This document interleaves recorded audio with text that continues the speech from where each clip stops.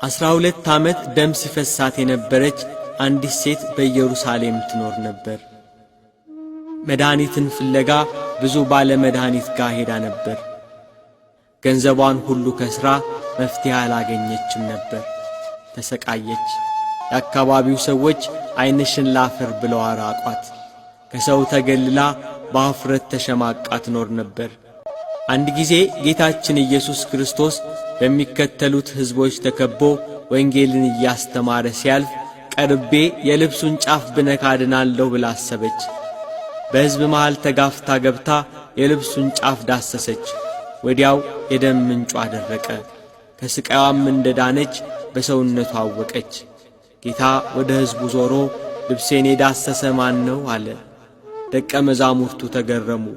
ይሄ ሁሉ ሕዝብ እየተጋፋው እንዴት ልብሴን ማን ነካ ይላል ብለው አሰቡ። ጌታ ያችን የ12 ዓመት ደም የፈሰሳት ሴት ተመለከታት። በርኅራኄው በምሕረቱ ዓይኖቹ ፈለጋት። እግሩ ስር መታ ተንበረከከች። እውነቱን ሁሉ ነገረችው። ልጄ ሆይ እምነትሽ አድኖሻል፣ በሰላም ሂጂ፣ ከስቃይሽም ተፈውሰሻል አላት። እርሱ ሕያው መድኃኒት ነውና ለሁሉም መድኃኒትና ፈውስን ይሰጣል።